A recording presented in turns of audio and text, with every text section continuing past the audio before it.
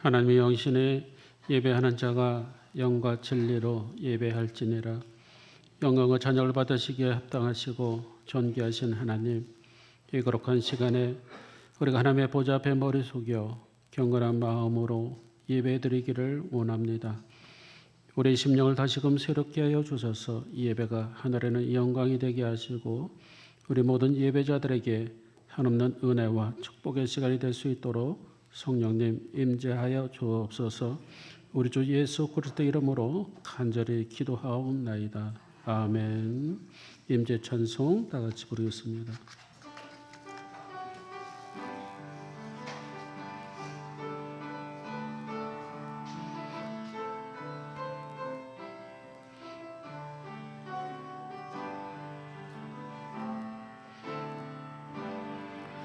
하늘의 문을 여소서, 이곳을 주목하소서.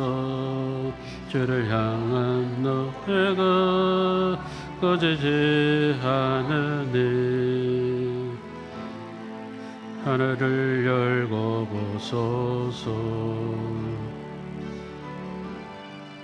이곳에 임재하소서. 주님을 기다립니다. 기도의 향기가 하늘에 닿으니 주여 임재하여 주소서. 이곳에 오소서. 이곳에 앉으소서.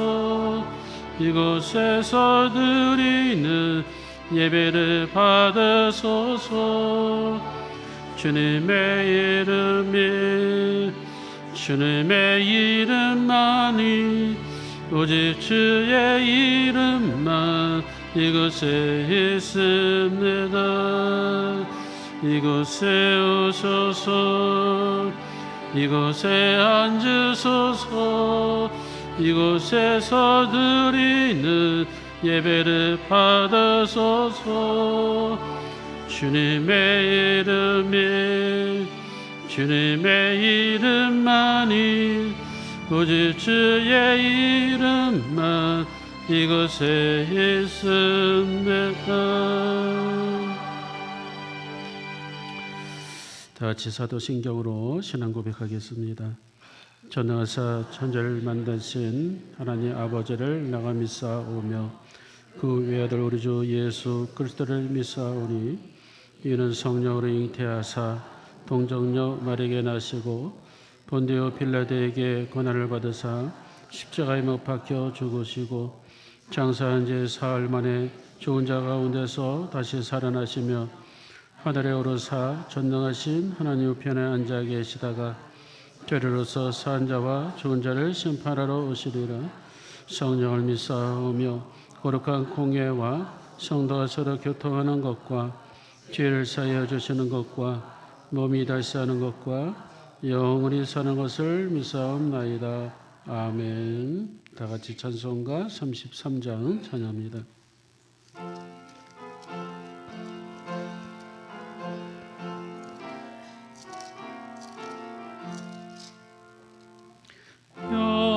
영광스러운 주를 보라. 고난받은 그 모습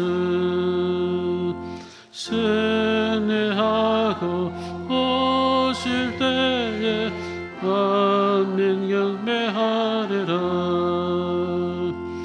왕의 왕이 되신 주께 멸류관을 드리세.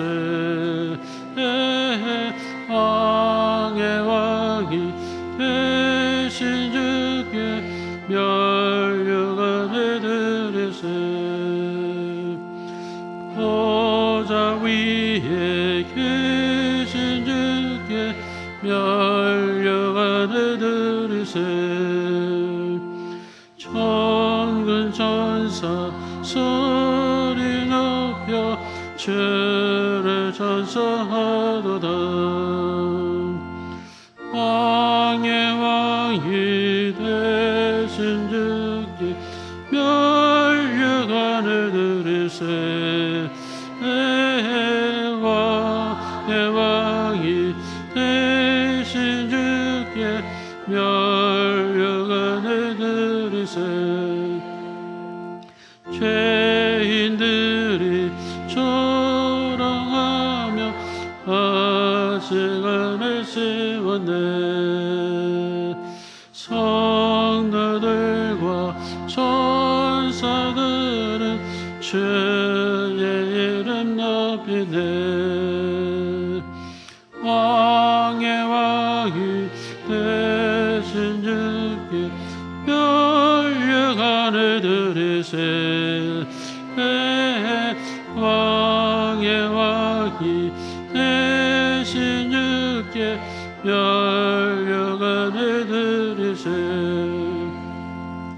만민들의 찬송 소리 하늘 높이 퍼진다.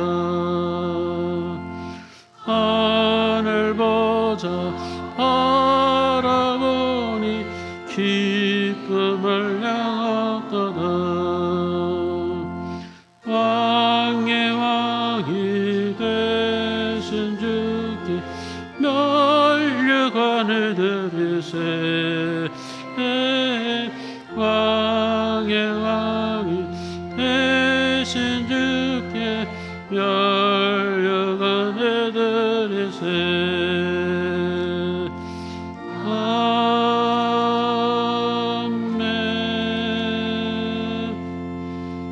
자리에 앉으시 바랍니다. 성시 교독하겠습니다. 교독문 98번 어버이 주일 교독문 교독하겠습니다. 내 부모를 공경하라.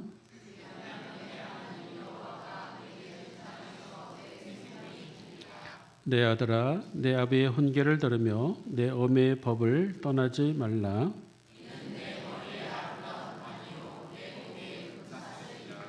너를 낳은 아비에게 청종하고 내 늙은 어미를 경히 여기지 말지니라. 자녀들아, 주 안에서 너희 부모에게 순종하라. 이것이 옳으니라.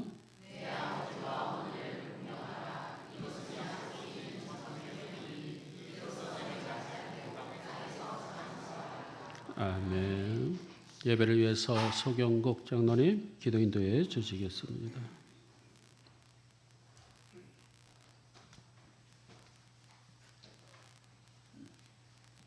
세상의 한 처음 빛과 어둠을 나누어 천지 질서를 만드시고 살아계셔서 우리의 모든 역사를 주관하시는 하나님, 힘으로 세상을 지배하려는 무질서 속에서도 우리가 살아낼 수 있는 희망을 주시는 하나님께 감사드립니다. 이제 입하가 지나 여름이 시작되고 이팝나무 꽃이 만발한 생명의 계절을 주심에 감사합니다. 보리가 알차게 익어가는 것을 보면서 하나님의 주제를 찬양합니다. 한 주간도 세상에 지치고 힘들었지만 이 시간 이 예배를 통해서 우리가 새 생명의 기운을 듬뿍 얻어서 세상에 하나님의 사랑을 널리 전파하게 하옵소서. 하나님, 진정 어리석고 게으르고 온갖 욕심과 허물을 뒤집어 쓴 우리를 불쌍히 여겨 용서해 주시옵소서.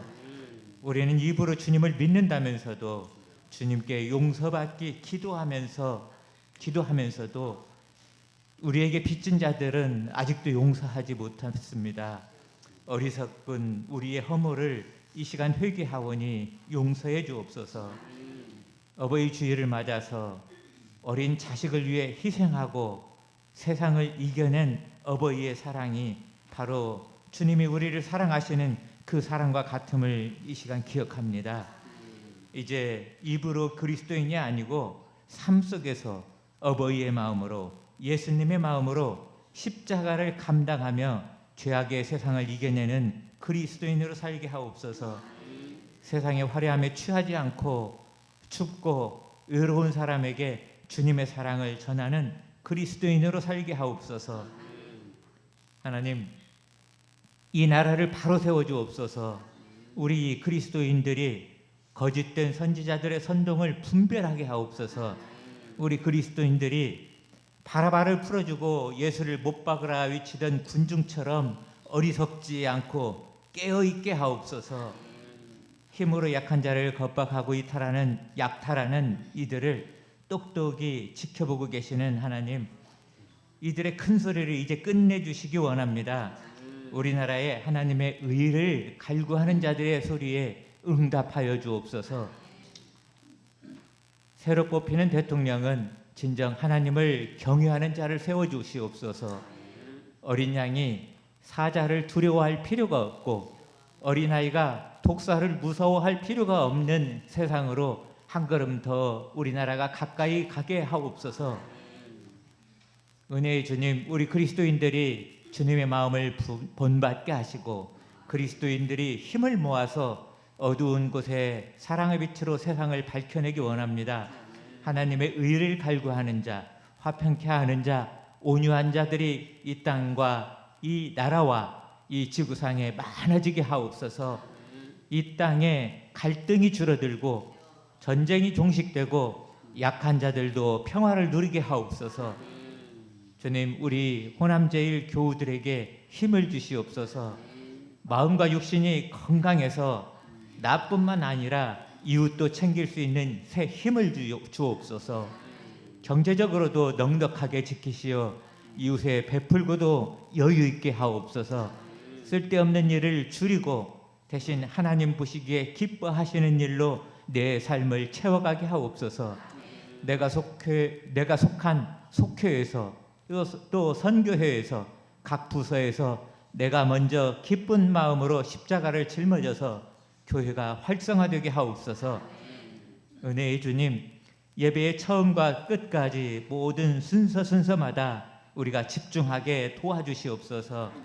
우리가 드리는 찬양과 성시 그리고 기도 그리고 말씀 선포에 임재하시옵소서.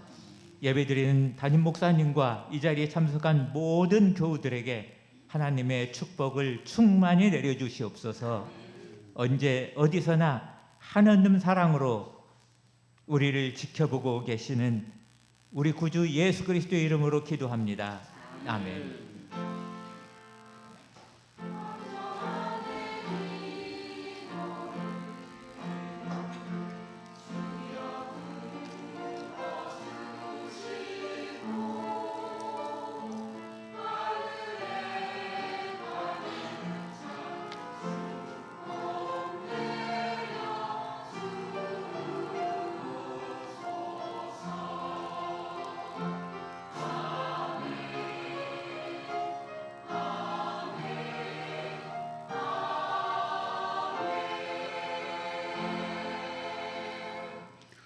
오늘 주시는 하나님의 말씀은 구약성경 출애굽기 20장 12절 말씀 되겠습니다. 구약성경 112쪽에 있습니다. 출애굽기 20장 12절 말씀 한 절인데요. 우리 다 같이 한 목소리로 합독하겠습니다. 시작. 네 부모를 공경하라. 그리하면 내 하나님 여호와가 내게 준 땅에서 내 생명이 길리라. 아멘. 시로 할렐루야 찬양단 함께 영광의 찬양 올리겠습니다.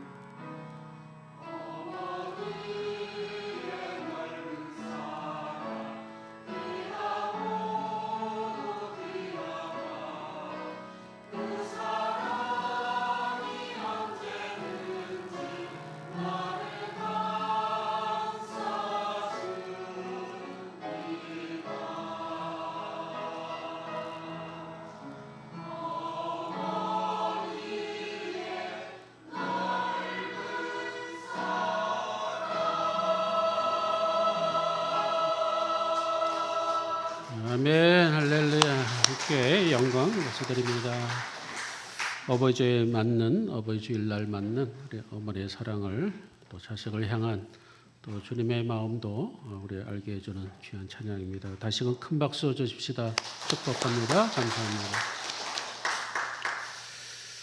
오늘 어버이 주일을 맞이해서 고령화 시대의 효도라는 제목으로 은혜를 나누고자 합니다. 전에는 9988234라는 말이 있었습니다. 여러분 다 아시죠? 9988234. 모르시는 분 계신가요? 9988234 숫자이긴 한데 이를테면 99세까지 팔팔하게 살다가 2, 3일 앓다가 4 이제 죽는 것이죠. 근데 지금은 바뀌었다고 하죠. 9988231로 바뀌었다고 합니다. 즉 99세까지 팔팔하게 살다가 2, 3일 앓다가 1 다시 일어난다는 것이죠. 요즘에 의학이 발달돼서 잘 죽지 않습니다. 심폐소생술이 있어서 잘 죽지 않습니다. 수명이 늘어났습니다. 그래서 그런지 지난 2월 말 기준으로 우리나라의 주민등록상 100세가 넘는 노인이 8,929명이었습니다. 이 수치는 10년 만에 2배가 늘은 숫자입니다. 우리나라의 최고령 나이는 121세로 현재 살고 계시는 박명순 할머니로 나왔습니다. 그 할머니께서는 요즘도 걸어서 교회를 다니시고 돋보기를 쓰고 성경도 즐겨 읽으며 물론 아픈 데야 왜 없겠습니까만 관절도 문제가 있죠. 그러나 아직까지 121세가 되도록 그렇게 출입을 하는 데는 지장이 없다고 합니다. 이제는 100세 시대를 넘어서 120세 시대가 되었습니다. 이제 보험도 종신보험이 120세까지 적용될 전망입니다만 어쨌든 이와 같은 장수의 공통된 비결은 바로 생활 그 자체의 비결입니다. 즉 생활의 절제함, 이게 비결이라는 것이죠. 복잡하게 너무 많이 드신다든가 아니면은 과로를 한다든가 뭐 이러지 않고 생활의 어떤 절제함과 또 단조로운 일, 그죠? 단조로운 일. 우리가 가끔 TV를 보면은 한가하게 또 대청마루에서는 또 차 한 잔을 이렇게 마시고 있는 모습들, 단조로운 일, 그다음에 마음의 평정을 유지하는 생활 습관, 이런 것들이 장수하는 데의 비결이라는 것이죠. 더 나아가서는 우리가 잘 알고 있는 것처럼 소식을 한다, 적게 드신다. 왜냐하면 나이가 들수록 소화 능력이 떨어지니까 적게 드시고 뿐만 아니라 운동도 중요하다. 그렇죠? 이 운동은 하루아침에 몰아서 하는 운동이 아니라 매일매일 규칙적으로 어떤 거창하지 않은 운동이라 할지라도 조금씩 매일 뭐 동네를 한 바퀴 돈다든가 규칙적으로 그러면 각종 호르몬 분비가 왕성해진다는 것이고 그래서 신체 세포의 생성을 돕는 그러니까 나이가 들어서도 우리 신체 세포가 생성하는데 돕는 테스토스테론과 에스트로겐이 이 분비가 촉진을 시켜준다. 그래서 이 정해진 시간에 규칙적인 작은 운동이라고 해도 해야 된다. 요즘에는 누죽골산이라는 사자성어인데 사자성어라기보다는 그냥 지연의 말입니다만 누죽걸산, 즉 누우면 죽고 누우면 죽고 걸산, 걸으면 산다라는 뜻. 그러니까 나이가 들수록 그냥 방에만 있으면 안 되고 아침 먹고 출근을 하듯이 늘 이렇게 활동을 해야 된다는 것이죠. 우리 인간의 수명이 아담의 시대 때부터 노아의 시대까지 인간의 수명이 한 900세 정도였습니다. 그래서 아담이 930세까지 살았어요. 그다음에 무두셀라가 969세까지 살았고 노아가 950세까지 살았어요. 그러니까 노아가 600세 되던 해에 인류의 대홍수가 나죠. 그 홍수 난 이후에 인간의 수명이 반으로 급격하게 떨어집니다. 900세에서 450세로 떨어져요. 어느 학자가 말하기를 노아 홍수 전에는 그러니까 채소 먹는 것, 식물 먹는 것만 허용했는데 노아 홍수 이후에는 동물까지도 허용했다. 거기에 뭔가 문제가 있지 않는가 이런 얘기를 하는 사람이 있습니다만은 어쨌든 인간의 수명이 노아 홍수 이후로는 급격하게 줄어들게 되면서 아브라함 시대, 아브라함은 175세에 죽었고요. 이삭이 180세까지 살았고 야곱이 147세, 그다음에 요셉이 110세. 출애굽 당시에 그 당시에 광야에 있던 많은 사람들이 평균 연령이 몇 세인가라고 볼 때에 모세가 그 당시에 모세가 지도자였는데 모세는 물론 120세까지 살았어요. 모세가 120세까지 살면서 눈이 흐려지지 않았다라고 성경에 기록되고 있지만은 모세 자신은 120세까지 살았습니다. 하지만 그 당시 출애굽 당시에 많은 백성들의 평균 연령이 70에서 80세였습니다. 그 당시에. 모세가 유일하게 시편을 쓴 시편이 있습니다. 그 시편이 시편 90편인데 시편 90편 10절에 보면은 인간의 수명이 70년이며 강건하면 80년 이렇게 표현이 나오고 있습니다. 그러면서 신속히 날아간다. 우리 인생에 대해서 모세가 얘기해주고 있듯이 그러니까 출애굽 당시의 평균 연령은 70에서 80세였어. 그 이후에 중세 시대에 들어와서는 평균 연령이 몇 세냐? 30세에서 40세였습니다. 그 중세 시대 때. 물론 평균 연령이라는 것은 신상 태어나는 것 모든 숫자를 다 계산한 거기 때문에 태어나자마자 사망률도 참 많았던 시기죠. 왜냐하면 그 당시에는 전염병이 있었고 또 위생 상태가 불결했고 영양도 불균형하며 또 높은 출산율로 인해서 오히려 더 급격하게 떨어지는. 저희가 어렸을 때만 해도 아기를 낳으면 바로 호적에 올리지 않았죠. 그때만 해도 사망률이 컸으니까 그렇죠. 그러니까 중세 시대 때만 해도 평균 연령이 30세에서 40세 정도인데 지금으로 보면은 상당히 많이 늘어났어요. 어쨌든 현대에 들어와서 상당히 많이 늘어났습니다.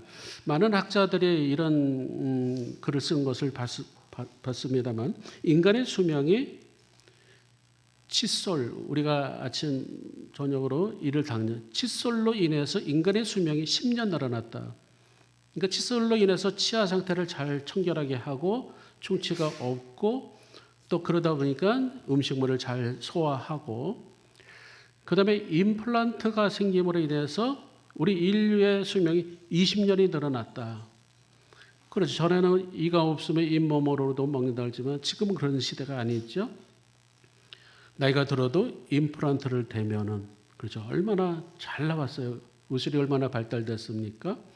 그래서 20년의 수명이 늘어나게 됐다. 어떤 학자의 이야기이긴 글쓴 이야기이긴 합니다만 어쨌든 우리나라의 수명을 보면은 1970년대는 60세였습니다. 우리 평균 수명이 우리나라. 그다음에 2000년대에 들어서 30년 후인 2000년대에 비로소 70세가 됐어요. 그다음에 80세가 된 것은 2016년에 들어서부터 더 짧아졌죠. 80세가 됐어요. 평균 연령이 우리나라. 그런데 지금 우리 한국인의 평균 수명이 작년 2024년 기준으로 보면 남자가 86.3세예요. 우리 한국 사람의 평균 수명이 남자가 86.3세고 여자는 90.7세예요. 참고를 좀 하고 있어야 될 내용들이 남성은 적어도 86.3세까지 사셔야 된다. 여성은 90.7세. 아이고 목사님 무슨 그렇게 징그러운 얘기를 하세요. 빨리 가고 싶어요. 그거 다 거짓말이고요. 2050년도에는 130세까지 산다는 그런 통계도 있어요. 바야흐로 100세 시대를 말해주고 있습니다. 자, 이런 수치라면은 개인마다 차이가 있지만 자기만 잘 관리한다면 여기에 앉아 계시는 80세 되신 분들은 앞으로 40년을 더 살 것이고, 지금 여기에 계신 분들 70대 되신 분들은 앞으로 50년은 더 살게 된다는 것이죠. 할렐루야. 한 나라의 인구가 노인이 7%가 차지하면 그 사회를 노령화 사회라고 합니다. 노령 인구가 그 나라의 14%, 더블 14%가 되면은 그 사회를 고령화 사회라고 합니다. 근데 인구의 20%가 노인이 되면은 초고령화 시대라고 해요. 초고령화. 그런데 우리나라는 작년 2024년에 우리나라가 초고령화 사회가 됐다는 거예요. 우리 교회도 보면은 이제 선물을 준비합니다만 많이 갈등을 했어요. 몇 세 이상을 드려야 되나? 우리 교회도 지금 보면은 평균 연령이 적지는 않습니다. 몇 세라고 제가 말씀은 안 되겠지만은, 자, 그러면서 이 고령화 시대가 된 거 어쩔 수 없고, 더더군다나 우리나라는 초고령화 시대가 됐다. 이 초고령화 시대에 효도를 우리가 어떻게 해야 되는가? 걱정되죠. 자, 보십시오. 과거 같았으면은요, 돌아가시면 호상이라고 합니다. 70세, 80세 호상이라고 해요. 그런데 지금은 의술이 발달됐고 요양원이 잘 발달됐고 개인적으로 적당한 운동과 적절한 섭생 생활로 인해서 삶의 질이 윤택해지고 적어도 과거보다는 20년을 더 살고요. 적어도 과거보다는 20년이 아니라 40년을 더 사는 이 시대에 과연 그러한 부모님에 대한 봉양과 공경과 효도를 어떻게 할 것인가? 이것은 우리에게 지금 주시는 질문이 되겠죠. 자, 그런 반면에 우리 자녀들은 어떻습니까? 우리 자녀들은 저출산 시대예요. 그렇죠. 두 집 걸러 하나 잘 기르자. 뭐 거의 그 수준인데. 그러니까 아이들도 없고, 그러나 부모님은 오래 사시고, 그죠. 자녀들은 늘 부모님을 봉양해야 되기 때문에, 효도하기 때문에 여건한 부담이 할 수 없고 어려운 일이 아닐 수 없다라는 목소리도 있습니다. 그래서 그런지 성경에 보면은 노인 경시 풍조가 은근히 나오고 있어요. 그게 사도 바울이 그래서 이 디모데에게 쓴 편지가 있습니다. 디모데후서 3장 1절 이하에 보면 이 말세의 시대, 그것을 말세의 시대라고 표현하고 있어요. 말세의 시대에는 네가 이것을 알라. 고통하는 때가 이르니 사람들은 자기를 사랑하며, 이게 말세의 시대 때는 이게 이기주의예요. 나만, 그죠? 자기를 사랑하며 돈을 사랑하며, 이게 지금 추세입니다. 돈을 사랑하며 자긍하고 교만하며 회방하며 부모를 거역하며, 이렇게 기록됐어요. 부모를 거역한다. 이 거역한다라는 말의 뜻은 일륜과 천륜, 그렇죠? 부모와 자식과의 관계는 일륜과 천륜, 그것을 파괴한다, 거역한다, 일륜의 정마저 느끼지 않는다, 자기를 낳아주고 길러준 그 정조차 느끼지 않는다. 그래서 신문지상에 보면은 여러 가지 일들이 참 많이 있는데요. 긴병의 효자가 없다는 말이 있듯이 좀 부끄러운 수치이긴 합니다만 우리가 또 알 필요는 있을 것 같아서, 지난해 178개 경제협력개발기구 OECD 국가 중 우리나라 노인들의 빈곤율과 자살률이 1위라는 것이죠. 가장 높다는 것이죠. 특히 우리 어르신들은 못 견뎌하는 거예요. 자녀들에게 피해를 주지 않기 위해서 못 견뎌해요. 그래서 빈곤율도 높고, 오래 살긴 하지만 빈곤율도 높고, 게다가 자살률도 또 없다. 그죠? 그래서 요즘에는 효도 대행이라는 상품도 나옵니다. 이 효도 대행 상품이 뭐냐면 아침마다 문자를 부모님에게 날려주는 것이죠. 또 문자를 날려줌으로 인해서 부모님에게 깨어있게 하시는 그런 방법, 효과도 있습니다만, 그래서 문자를 몇 통 이게 계약으로 그것을 상시적으로 이렇게 보내주는 그 대행 업체가 있어요. 그래서 아버님 평안하시죠? 잘 주무셨어요? 그러면서 이쁜 카네이션 그림 같은 것도 보내주고 뭐 이런 그런 것도 있고, 또 한편은 손편지를 써주는 그런 대행 업체도 있고, 같이 산책을 해주는 대행도 있고, 선물을 보내주는 대행 업체도 있습니다만, 간병인 제도가 우리나라에 잘 돼 있죠. 또 요양보호사 제도가 잘 돼 있어요. 그분들에게 약간의 돈을 드림으로 인해서 우리 부모님에게 성경책을 1시간 읽어주세요. 또 부모님과 함께 좀 산책도 좀 해주세요. 이렇게 주문하는 경우도 있다는 것이죠. 얼마 전에 은퇴 목사님 그런 얘기하는 것을 들었습니다. 이 은퇴 목사님은 조기 은퇴를 하셨는데 3년을 조기 은퇴를 하셨는데, 그분이 조기 은퇴를 하신 이유는 이분이 평생을 선교사로 있었습니다. 선교사로 있으면서 나이가 들도록 아버님, 홀로 계신 아버님과 한 번도 같이 지낸 적이 없었다.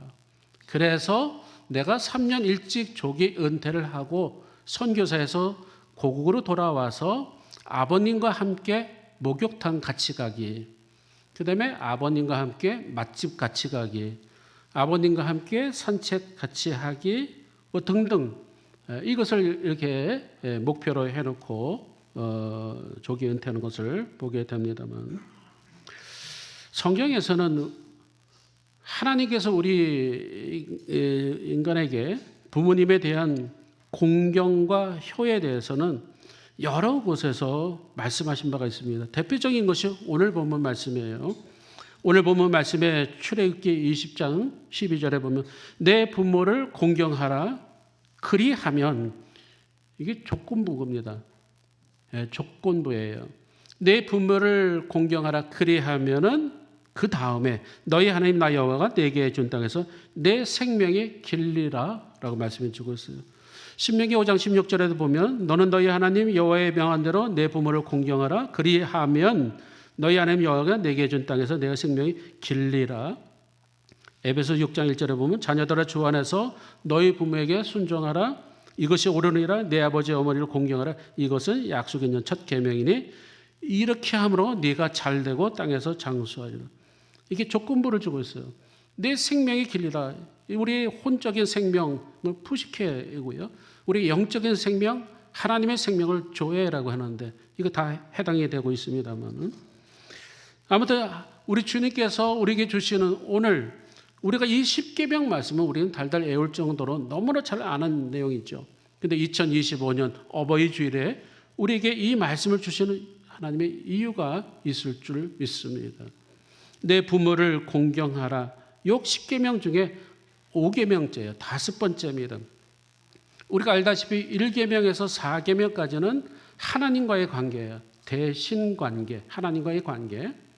그 다음에 5계명에서 10계명까지는 대인관계, 사람과의 관계예요.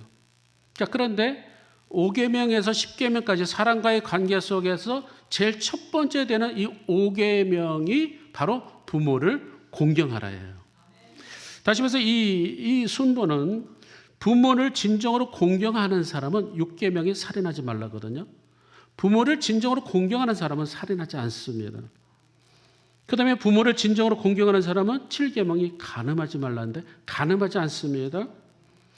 다시 말해서 부모를 진정으로 공경하는 사람은 8계명이 도둑질하지 말라는데 도둑질하지 않습니다.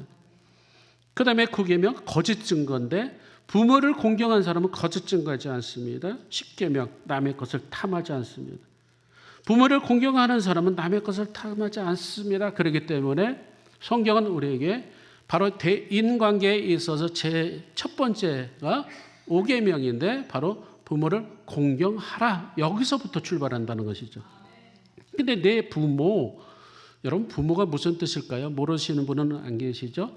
아버지와 어머니, 아빠와 엄마잖아요. 네 부모, 그죠?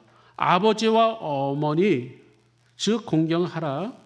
성경에 보면 아버지에 대한 모습을 성경은 우리에게 여러 군데에서 비춰주고 있습니다. 아버지가 어떤 분일까? 아버지에 대한 묘사가 나와 있는데요. 창세기 27장 10절에 보면 아버지 이삭입니다. 아버지 이삭이 그의 아들 야곱을 축복합니다.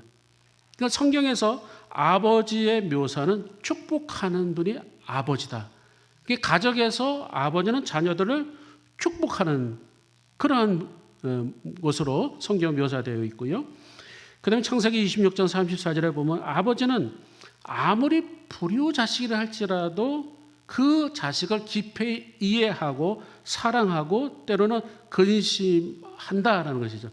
그게 아버지의 모습이에요. 그러니까 아무리 불효자식이라 할지라도 아버지는 성경에서 어떻게 비춰주냐면 자식을 끝까지 이해하고 그 다음에 근심하고 사랑한다는 것이고요. 더더군다나 누가복음 15장 11절에 보면 탕자의 비유에서처럼 아버지는 어떤 일이 있어도 자녀들을 기다리신다. 그죠? 그런데 우리는 아시죠? 이 아버님에 대한 묘사, 아버지에 대한 묘사가 하나님 아버지에 대한 그 속성까지 우리에게 비춰주고 있다는 것이죠. 바로 유사비유, 유비의 현상이 일하는 것이죠. 아버지는 이와 같이 자녀의 죽음 앞에서 목 놓아 우는 그 다윗이 압살롬의 죽음 앞에서요 아주 꺼이꺼이 목 놓아 웁니다. 압살롬아 하면서 목 놓아 울어요. 이게 아버지의 모습이에요.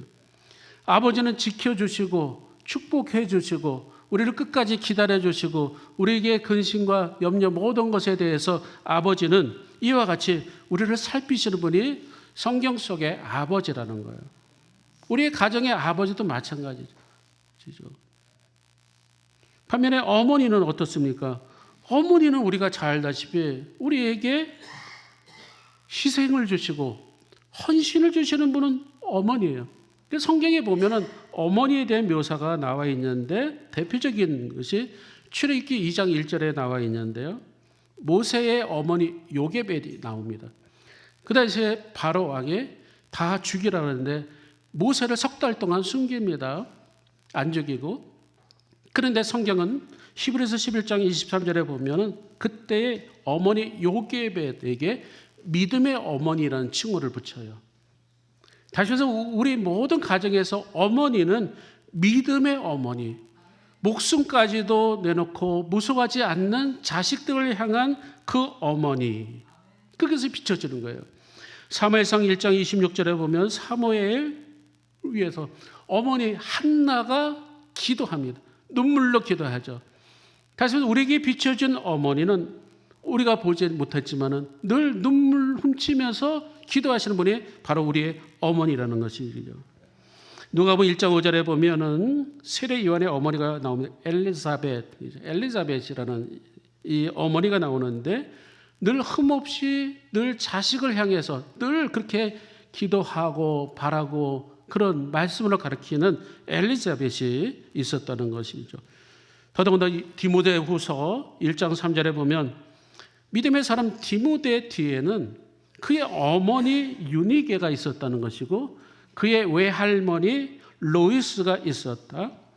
다시 말해서 어머니 그러면 우리에게 비춰주는 것은 희생이요 헌신이요 대명사입니다. 어머니. 옛날 이야기이기는 합니다만 이런 이야기가 있습니다. 어떤 어머님이 이제 남편을 여의고 홀로 과부가 됐어요. 그래서 혼자 남았는데 마침 독자 아들이 하나 있는데 그 아들을 잘 키웁니다. 어머니가 잘 키워서 청년이 되고 공부도 잘해서 청년 의사가 됐습니다. 그런데 이 아들이 이제 청년 의사가 되면서 애인을 사귀게 되는데 며느리감이죠. 애인을 사귀게 되는데 그만 그 애인이 병들어서 죽을 지경이 됐습니다. 그런데 용하다는 그 명의의 그 진찰에 의하면 사람의 간을 먹이면 낫는다라는 그런 주문이 있어서 이 청년이 물론 눈에 콩깍지가 꼈겠죠. 이 젊은 청년 의사가 늙으신 어머니의 간을 빼서 애인에게 주려고 달려갑니다. 먹이려고 달려가는 거예요.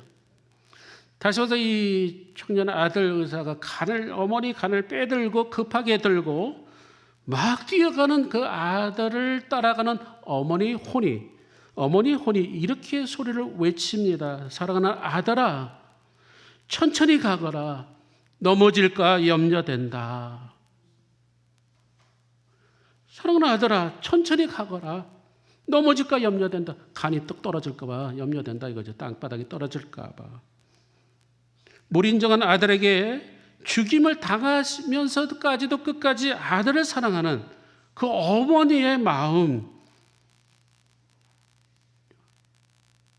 사실 우리의 자녀들은 어머니의 간을 먹고 평생 살아가고 있습니다. 우리 부모들은 자녀들 때문에 애간장이 썩고 녹아지고 있다는 것이죠. 매일같이 우리는 어머니의 간을 먹고 자라온 셈입니다. 이 세상에 만약에 사형수에게 누군가 대신 죽을 수 있게 하는 법이 있다고 한다면 아마 지구상의 모든 사형수의 어머니들은 다 사형을 당했을 것입니다. 그만큼 어머니는 아주 독특한 그런 관계예요. 어머니의 사랑과 어머니의 헌신은 질투가 없습니다. 따라서 오늘 제가 말씀드리고 싶은 것은 우리가 고령화 시대의 어떤 효도, 물론 하나의 도덕, 그렇게 할 수도 있어요. 하지만 제가 말씀드리고 싶은 것은 오늘 주신 말씀이라면 이 말씀은 그런 도덕적인 이야기가 아니라 시대적인 어떤 조류가 아니라 바로 하나님의 명령이라는 것을 오늘 말씀하고 있는 것이죠. 이 세상 다 변해도 어떻습니까? 하나님의 말씀은 변치 않습니다. 그 말씀 변치 않습니다. 아무리 마음이 선하고 착해서 부모님을 공경하는 것이 아니고 하나님을 사랑하기 때문에 하나님의 명령에 순종해야 하는 것이죠. 그래서 부모님을 공경하라는 이 계명은 하나님을 사랑하는 첫 번째 계명이고 요구되는 계명이기 때문입니다. 요한에서 4장 20절에 보면 누구든지 하나님을 사랑하고자 하면서도 그 형제를 미워하면 이는 거짓말하는 자니 보는 바 그 형제를 사랑하지 아니하는데 보지 못하는 하나님을 어떻게 사랑할 수 있겠느냐. 이 말씀은 무슨 뜻입니까?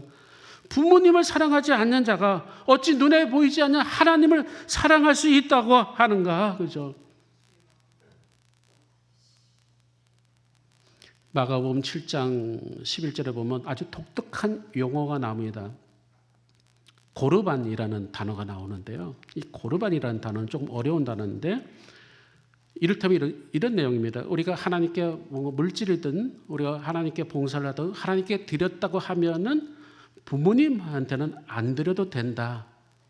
이런 생각이 있어서 이것을 고르반이라고 합니다. 다시 말씀을 드린다면 하나님께 드림이 되었다고 하면은 그만이다. 자기 아버지나 어머니에게 아무것도 드리지 않아도 된다. 이 말이 고르반이에요. 그 예수님 당시에 이 바리새인들이 상당히 하나님께 대해서는 열정이 있고 열심히 있었습니다. 그런데 이들은 고르반을 했다는 거예요. 고르반. 하나님께 열정과 하나님께 모든 것을 드리면은 부모님께 아무것도 안 드려도 된다. 이런 생각을 가지고 있어요. 이것이 고르반이래요. 우리 예수님께서는 이 고르반에 대해서 뭐라고 말씀하셨냐면요. 이 고르반을 지키려는 바리새인들에게 뭐라고 말씀했느냐면요. 독사의 자식들아 이렇게 표현했습니다. 예수님 당시에도 그렇죠. 하나님께 드리면 부모 공경 안 해도 된다. 하나님께 드리면 다 된다. 그것이 그 당시에 예수님 당시의 고르반이라고 한다면 지금 이 시대에 현대판 고르반이 있습니다. 현대판 고르반이 뭡니까? 핑계예요. 부모를 공경하지 않는 핑계 뭘까요? 바쁘다는 핑계예요. 여러분 부모님을 공경하지 않는 사람 바쁘다는 핑계가 바로 현대판 고르반이 되는 거예요. 그런데 우리 부모님들이 우리를 키울 때에 바쁘다는 핑계로 우리를 홀대했습니까? 시간을 내주지 않았습니까? 안 했죠. 두 번째 이 현대판 고르반에 있습니다. 그것은 돈이 없다, 경제적으로 어렵다고 하는. 그래서 내가 부모님을 섬길 수가 없다. 그런데 보십시오. 우리가 어렸을 때 돈이 없어서 부모님이 우리를 잘 기르지 못했습니까? 가난하다고 내팽개쳤습니까?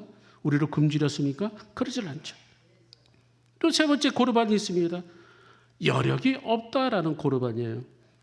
아니, 나도 자식이 있어요. 나도 자식을 키워야 됩니다. 그러니 부모님을 섬길 여력이 없습니다. 이런 핑계예요.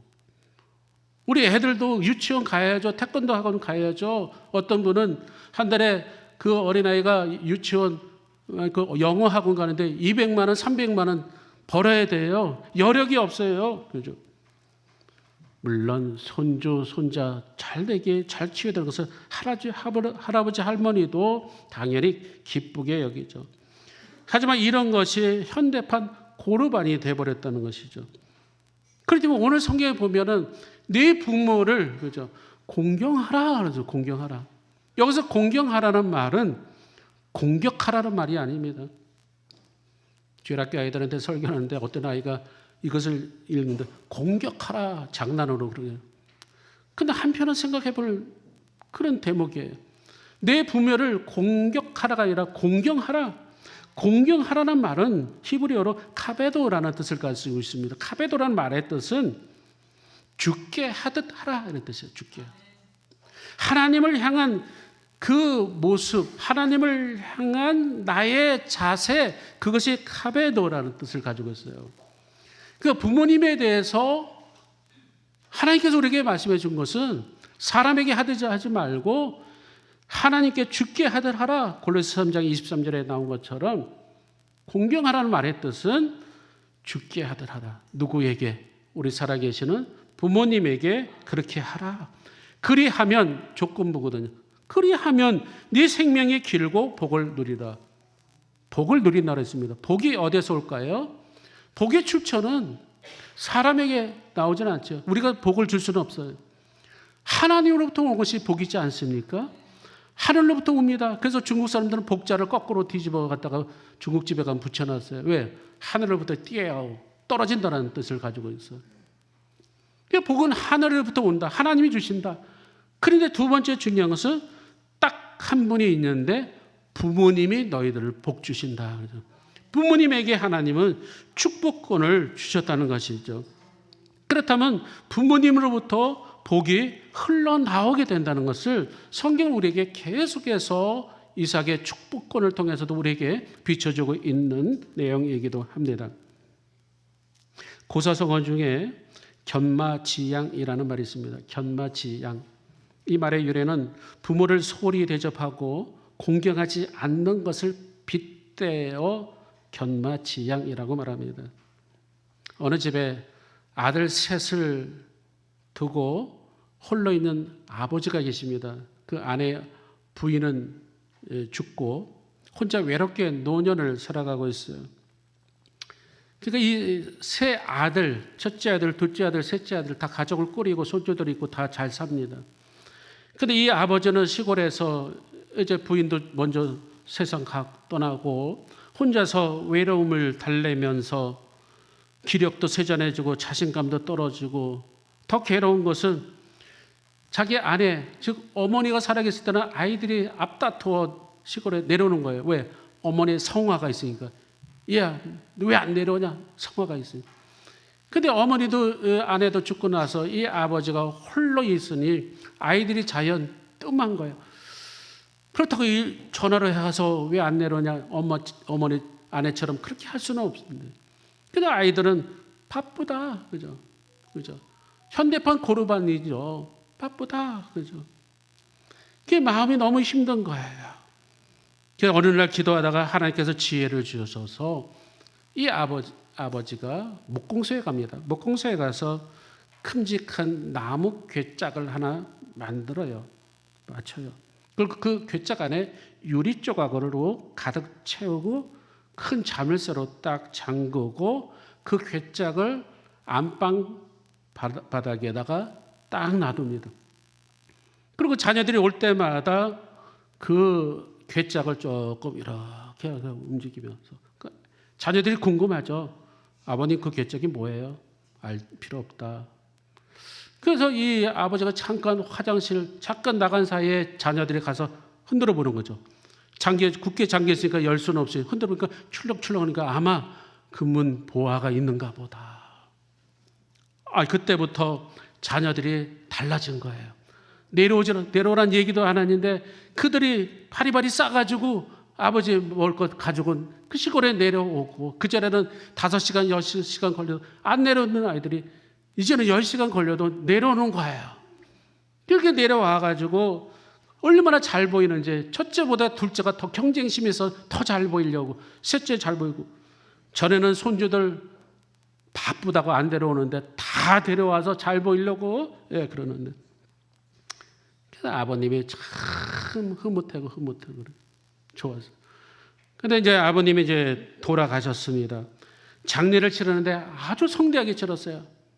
역시 아버님한테 잘 보이려고 성대하게 장례식도 잘 치르고, 이제 그들을 만에 이제 예식을 갖는 거예요. 큰 괴짝, 그 아버님이 충지하게 여겼던 그 괴짝, 보물 괴짝 같은 거 갖다 놓고 이제 이걸 따는데, 따기 전에 잠깐 손 스톱. 이거 어떻게 나누냐? n분의 1로 나누냐? 아니다. 우리 식구가 더 많다. 더 줘야 된다. 아니다. 아빠가 우리를 더 사랑했다. 내가 더 많이 용돈 많이 넣었다. 안 된다. 아니다. 나는 장남이니까 나는 조금 더 줘야 된다. 뭐 어쨌든 옥신각신에다가 땄어요. 땄더니 열어보니까 웬걸 금은 보화는 아니고 깨진 유리 조각이 잔뜩 있는 거예요. 그러니까 첫째 아들이 기분 나쁜 거예요. 이럴 수가 있느냐, 이럴 수가 있느냐. 그런데 둘째 아들이 이렇게 있으면서, 형님 너무 그렇게 화 좀 내지 마세요. 우리가 괴짝을 봉양한 거지 우리가 어찌 아버님을 봉양했다고 할 수 있습니까? 우리 이제 그만 이제 아버님을 잘 보십시다. 여러분, 부모 부양과 공경은 다릅니다. 우리는 곧잘 부모를 부양하지만 부양하는 것이 곧 공경은 아니라는 것이죠. 공경이라는 것은 바로 죽게 하듯 하는, 그것이 바로 효의 근본이게 되고 바로 10계명 속에 5계명으로 나와 있다는 것이죠. 요즘 부모님이 기뻐하는 효도 3종 세트가 있죠. 효도 3종 세트가 뭘까요? 1위, 2위, 3위. 설문조사에 3등부터 3위가 손주 재롱이에요. 그러니까 부모님들이 제일 보고 싶은 게 손주 재롱. 그러니까 바빠도 손주 좀 보여주세요. 영상통화라도 손주를 보여줘요. 2위가 용돈입니다. 아무리 적은 돈이라도 통장에다 넣어주세요. 그러면 그 돈이 곧 손주로 갑니다. 3위는 문자나 전화 또는 방문하는 것이죠. 근데 돌아가신 분은 뭐 그렇게 할 수가 없잖아요. 하지만 전화나 문자나 방문해라. 유행가 중에 당장 만나, 뭐 그런 유행가가 있더라고요. 난 깜짝 놀랐어요. 아니 유행가 가사가 그래요. 당장 만나, 당장 만나. 이런 게 있어요. 오늘 말씀을 준비하면서 당장 전화해. 할렐루야. 오늘 어버이 주를 맞이해서 다른 거 필요 없습니다. 전화하시고요. 문자 날리시고 어떻게 지내세요? 오늘 말씀을 들었으니까 부모님을 공경하는 것, 이게 하나님의 뜻이잖아요. 우리 가정이 이와 같이 부모님을 공경하는 우리 가정 되고 우리 교회가 되시길 주님의 이름으로 축원합니다. 축원합니다. 하나님 아버지의 마음을 한번 찬양하시고 기도하겠습니다.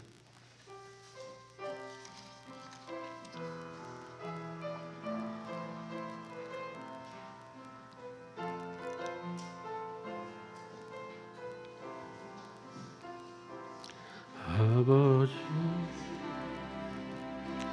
있는 곳에 나의 마음에 있기를 원해요. 아버지 당신의 눈물이 고인 곳에 나의 눈물이 고이길 원해요. 아버지 당신이 바라보는 영혼에게 나의 두 눈이 향하길 원해요. 아버지 당신이 울고 있는 어두운 땅에 나의 두 발이 향하길 원해요. 나의 마음이 아버지의 마음 알아. 내 모든 뜻 아버지의 뜻이 될 수 있기를. 나의 마음이 아버지의 마음 알아. 내 모든 삶 당신의 삶 되기를. 기도하겠습니다. 부모님을 공경하는 것이 하나님의 뜻이며 사람이 살아가는 도리임을 깨닫게 했음을 감사합니다. 이 땅에 나를 낳아주시고 길러주신 부모님의 은혜를 기억하게 하시고 보답하게 하여 주옵소서.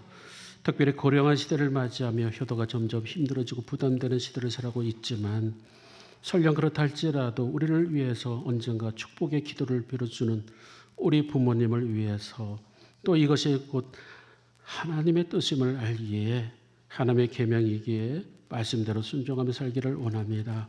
간절히 바라옵기는 우리 어르신들이 더 건강을 허락하시고 외롭지 않게 하시며 더욱 자녀들을 위해서 기도할 때에 더욱 부모님의 사랑을 깨달을 수 있도록 인도하여 주옵소서. 오늘이라도 당장 전화하며 문자로도 또 기도로도 감사하는 복된 한 주간 될 수 있도록 인도하여 주시옵소서. 예수님 이름으로 간절히 기도하옵나이다. 아멘.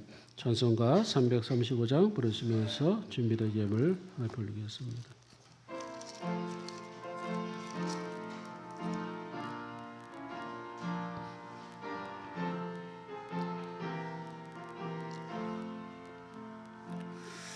그 놀라운 평화가 내게 있는 이 세상에는 없는 평화. 나의 영혼과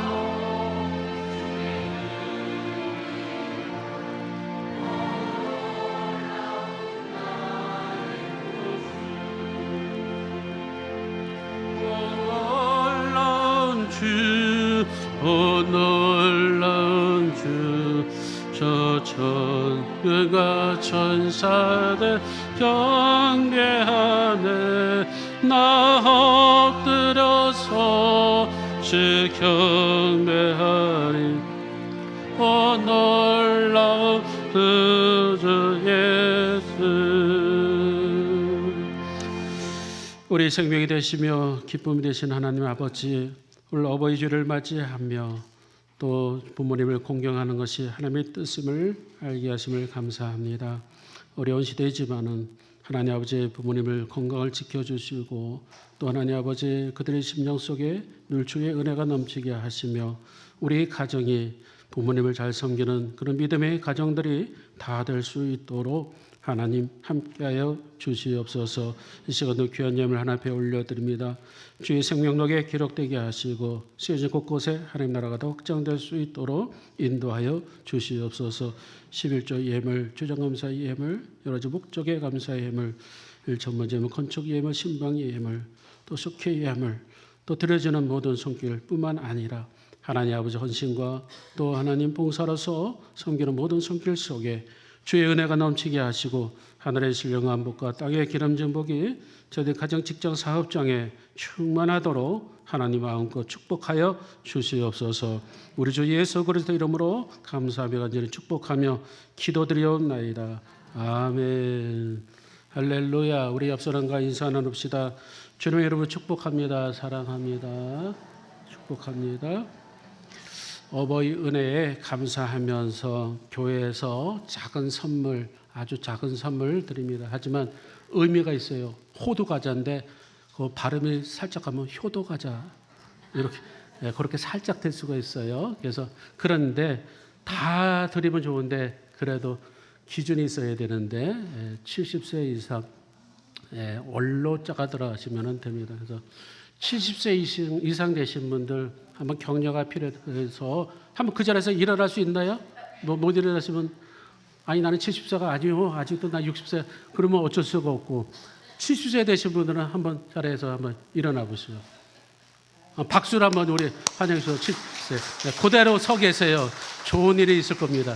뒤에서 우리 총여성계에서 선물을 하나씩 나눠줄 거예요. 어떻게 한다고요?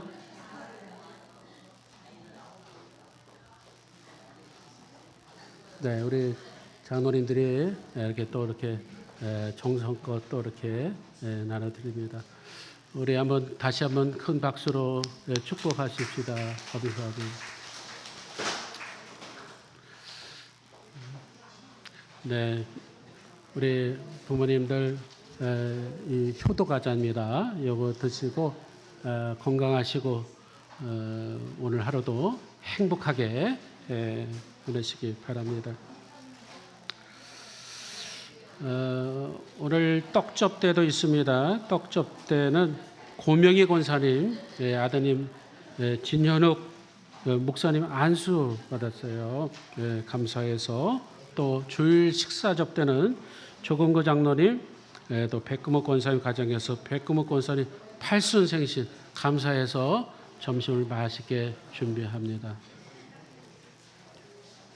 총여성계가 준비하라고 애쓰셨는데 자, 못 받으신 분은 나중에 또 받을 수 있으니까 잘 챙기시기 바랍니다. 우리 모두의 감사하는 마음으로 우리 큰 박수 주십시다. 고맙습니다. 축복합니다. 못 받으신 분은 나중에 챙겨주시기 바랍니다. 오늘 오후 예배는 제4여성교 헌신예배를 드리고요. 다음 주는 총여성교회 헌신예배를 드립니다. 남은 광고 주말 잘 참고해 주시고요. 여성교회 개사회가 있습니다. 또 장로회 부부 영성 수련회도 있고요. 여성교회 성교회도 대회도 있습니다. 여러분 참고해 주시기 바랍니다. 다 같이 일어나셔서 결단 찬송 620장 1절 부르고 축도함으로 2부 예배를 마치겠습니다.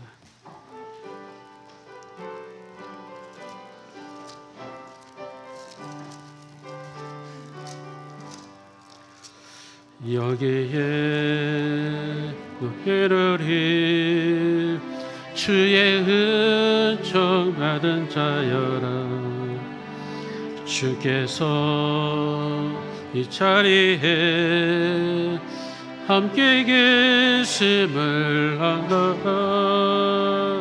언제나 주님만을 찬양하며 따라가리니 시험을 당할 때도 함께 계심을 믿노라. 이 믿음 덧으세요. 주가 지켜주신다. 어두운 마음에도 주의 밝은 빛 인도하여 주신다. 이전 우리 주 예수 그리스도의 은혜와 하나님 아버지의 극진하신 사랑하심과 우리를 늘 위로하시며 내자신 성령님의 인도하심과 교통 역사하심이 어버이 주일을 맞이하며 우리가 더욱 부모님을 공경하며 남은 인생을 더욱 사랑하며 가족을 섬기기로 다짐하며 또 세상으로 나가는 사랑하는 죄의 종들 머리 위에 또 연로하신 어르신들 머리 위에 호남절교 위에 이제부터 영원토록 함께 하시길 간절히 축원하옵나이다. 아멘.